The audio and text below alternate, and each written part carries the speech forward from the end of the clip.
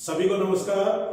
आज पढ़ेंगे surface chemistry part 2 में ठोस अधिशोषकों पर गैसों का अधिशोषण। यहां देखिएगा इस टॉपिक में जो अधिशोषक है, अधिशोषक मतलब जिसकी सतह पर अधिशोषण हो रहा है वो कौन सी प्रावस्था में है? ठोस प्रावस्था में है और उस पर गैसों का अधिशोषण हो रहा है, मतलब जो अधिशोष्य है वो गैस प्रावस्था में है। गैसों का ठोस की सतह पर अधिशोषण पढ़ेंगे। अब इस अधिशोषण को बहुत सारे कारक हैं जो प्रभावित करते हैं। तो देखिएगा, प्रभावित करने वाले कारकों में सबसे पहला कारक अपन लेते हैं गैसों की प्रकृति। गैसों मतलब अधिशोष्य की प्रकृति। अधिशोष्य या गैसों की प्रकृति। देखिएगा, इस प्रकार के अधिशोषण में उन गैसों का अधिशोषण अधिक मात्रा में होता है जो आसानी से द्रवित की जा सकती हैं। वे गैसें जिनको ठंडा करने पर वे आसानी से द्रव में परिवर्तित हो सकने की प्रवृत्ति रखती हैं, उनका अधिशोषण ज्यादा होता है। और कौन सी गैसें आसानी से द्रवित की जा सकती हैं? वे गैसें जिनके क्रांतिक तापमान का मान उच्च होता है। अपन ने कक्षा 11 में क्रांतिक ताप, क्रांतिक दाब और क्रांतिक आयतन पढ़े थे। एक बार क्रांतिक ताप के बारे में थोड़ा सा देख लेते हैं कि क्रांतिक तापमान किसी भी गैस के लिए वह उच्चतम तापमान होता है जिसके ऊपर अगर अपन तापमान कर देते हैं तो गैस पर चाहे कितना भी दाब लगा लो उसको द्रव में परिवर्तित नहीं कर पाते हैं। तो क्रांतिक तापमान से ऊपर तापमान कर देने पर गैस को द्रव में परिवर्तित नहीं कर पाएंगे और अतः किसी भी गैस के लिए क्रांतिक तापमान का मान जितना ज्यादा होगा वह उतना ही आसानी से द्रव में परिवर्तित हो सकती है। कुछ गैसों के लिए देखिएगा, क्रांतिक तापमानों के मानों के आधार पर उनकी अधिशोषण की प्रवृत्ति का जो क्रम है वो इस प्रकार से हो जाता है। SO2 सबसे ज्यादा, उससे कम अमोनिया, उससे कम HCl, उससे कम CO2, उससे कम मीथेन, उससे कम कार्बन मोनोऑक्साइड, उससे कम N2, उससे कम O2, उससे कम H2। ये इन गैसों के लिए क्रांतिक तापमान का क्रम भी है और अधिशोषण की दर का क्रम भी है। इस क्रम में SO2 गैस का अधिशोषण सबसे ज्यादा आसानी से होता है और हाइड्रोजन गैस का अधिशोषण बहुत धीमे या बहुत कम मात्रा में संपन्न हो पाता है। तो इसको क्रांतिक तापमान की सहायता से अपन बता सकते हैं। दूसरा कारक है वो है अधिशोषक का पृष्ठीय क्षेत्रफल, मतलब जो ठोस है, ठोस जो यहां पर अधिशोषक है का पृष्ठीय क्षेत्रफल।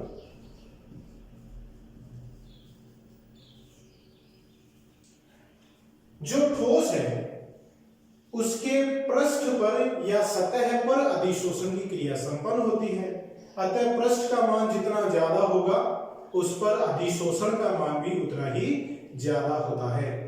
तो पृष्ठ का क्षेत्रफल बढ़ाने के लिए क्या किया जा सकता है? जो ठोस है उसकी सतह को खुरदरा कर सकते हैं, ठोस को चूर्ण के रूप में या पाउडर के रूप में काम में लिया जा सकता है, क्योंकि उसको जितना ज्यादा चूर्णित करेंगे उसके पृष्ठ का क्षेत्रफल उतना ही ज्यादा बढ़ता चला जाता है। और कुछ ठोसों के अधिशोषण की जो क्षमता है उसका मान भी उनकी प्रकृति पर निर्भर करता है। जैसे अपन एक एग्जांपल ले लें, पैलेडियम की अधिशोषण की क्षमता प्लेटिनम से ज्यादा होती है, प्लेटिनम की Au से ज्यादा होती है और Au की निकल से ज्यादा होती है। तो ये कुछ धातु के एग्जाम्पल हैं आपके सामने जो अधिशोषण की दर के क्रम को दर्शा रहे हैं। इन चारों धातुओं में पैलेडियम की अधिशोषण, पैलेडियम की सतह पर अधिशोषण सबसे ज्यादा होगा और निकल की सतह पर अधिशोषण सबसे कम होगा। तीसरा जो कारक है वो देखिएगा, वो है दाब, प्रेशर। जहां गैस की बात आती है वहां दाब का महत्वपूर्ण रोल हो जाता है। चाहे रासायनिक अभिक्रियाएं ले लो, चाहे यहां पर अधिशोषण ले लेते हैं। तो दाब का जो मान है वो देखिएगा, कैसे अपन बताएंगे। अधिशोषक के इकाई द्रव्यमान के पृष्ठ पर अधिशोष्य की अधिशोषित मात्रा दाब के समानुपाती होती है। इसका मतलब क्या है देखिएगा। मान लेते हैं कि 5 ग्राम अधिशोषक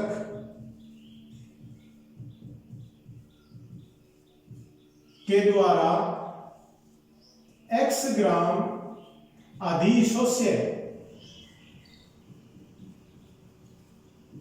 अधिशोषित कर लिया जाता है, तो 1 ग्राम की सतह पर कितना होगा, x/5। अगर ये मान लो 10 ग्राम होता और अधिशोष्य का मान x ग्राम है, तो 1 ग्राम की सतह पर कितना हो जाता, x/10। तो x/5 और x/10 क्या है, 1 ग्राम अधिशोषक की सतह पर अधिशोष्य की मात्रा, और ये 5 और 10 क्या है, अधिशोषक का द्रव्यमान, जिसको मैं m के रूप में भी लिख सकता हूं। तो इसका मतलब 1 ग्राम अधिशोषक की सतह पर अधिशोष्य की मात्रा क्या हो गई, x/m। इसे अधिशोषण की मात्रा कहते हैं। यहां x क्या है, अधिशोष्य का द्रव्यमान, और m क्या है, अधिशोषक का द्रव्यमान। ठीक है। अब अधिशोषण की मात्रा और दाब के मध्य एक आरेख अगर अपन खींचें, एक संबंध देखें और स्थिति क्या रखें, स्थिर ताप पर तापमान स्थिर रखें, तो यह कुछ इस प्रकार से प्राप्त होता है। इस तरह का ये आरेख प्राप्त होता है। जब दाब के मान कम होते हैं तो अधिशोषण की मात्रा x/m का मान दाब के समानुपाती है। और देखिए दाब के मान जब बहुत उच्च हो जाते हैं तो x/m का मान स्थिर हो जाता है, दाब पर निर्भर नहीं करता है।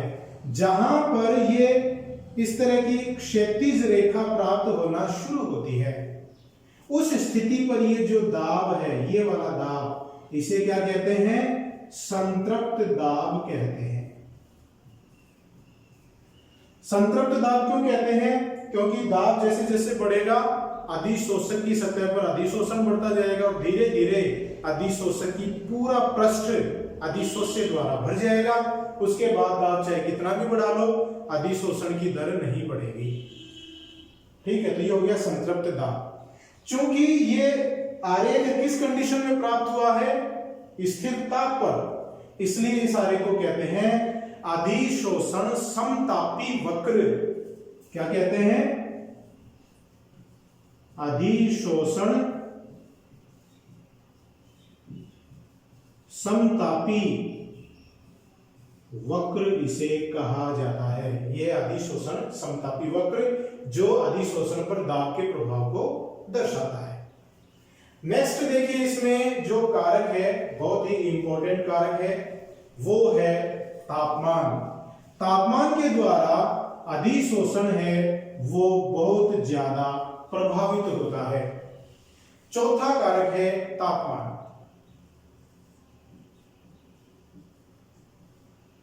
टेम्परेचर।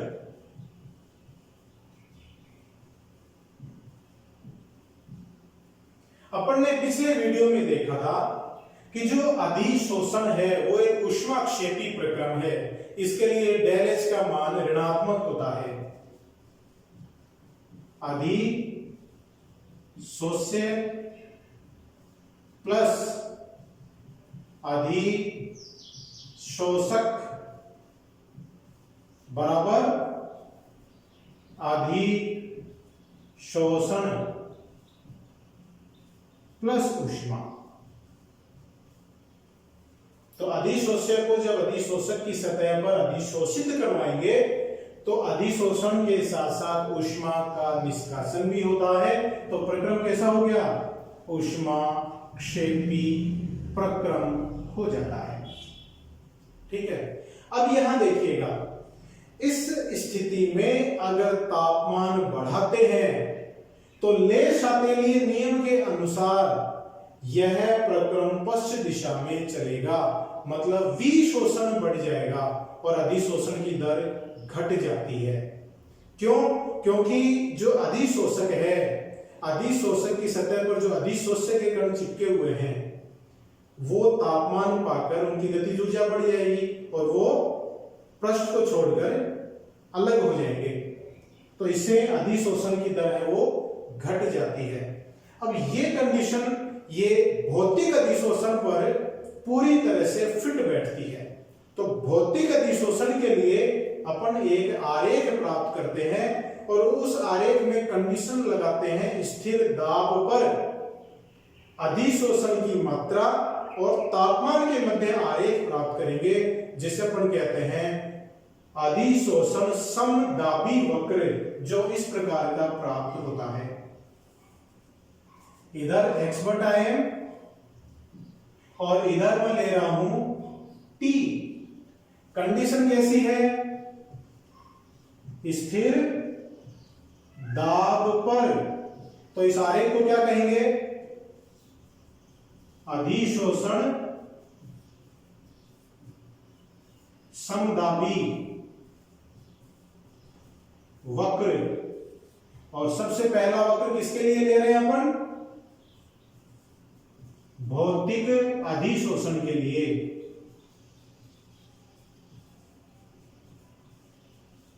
भौतिक अधिशोषण के लिए वक्र देखते हैं तो देखिए ये इस प्रकार से आता है।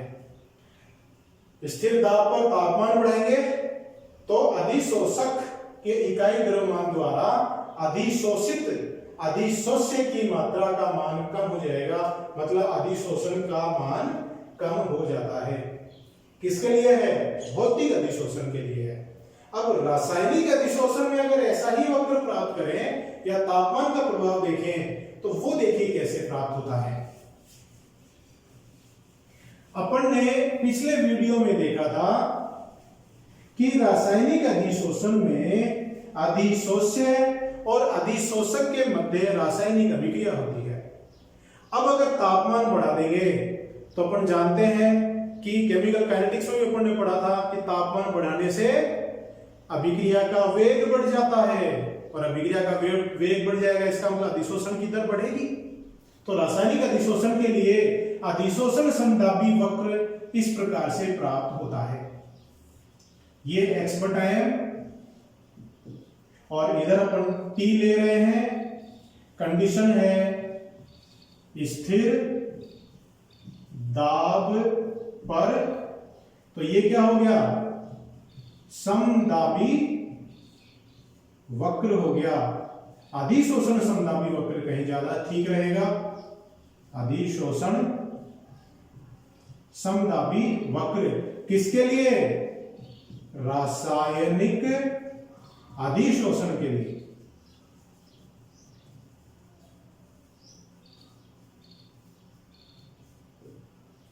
तो ये देखिए कुछ इस प्रकार से प्राप्त होता है। इस प्रकार से ये प्राप्त हुआ। देखिए क्या लग रहा है देखने में आपको कि तापमान बढ़ाने पर अधिशोषण का मान पहले बढ़ता है। क्यों? अभिक्रिया का वेग बढ़ जाता है और एक अधिकतम मान को प्राप्त करके फिर घटने लग जाता है। अधिकतम मान को प्राप्त करने के बाद क्यों घटा? क्योंकि जब तापमान का मान बहुत ज्यादा उच्च हो जाता है तो अधिशोष्य और अधिशोषक के मध्य जो बंध बने थे वो टूटने लगते हैं और विशोषण होना शुरू हो जाता है। तो बहुत उच्च तापमानों पे तापमान बढ़ने से अधिशोषण घटेगा। लेकिन कम तापमानों पे तापमान बढ़ाएंगे तो अधिशोषण का मान बढ़ता है। तो ये रासायनिक अधिशोषण के लिए अधिशोषण समदाबी वक्र इस प्रकार से प्राप्त होता है। तो इस प्रकार से आप तापमान का प्रभाव बता सकते हैं कि अधिशोषण पर इसका क्या प्रभाव पड़ता है। अगला कारक है अधिशोषण का सक्रियण।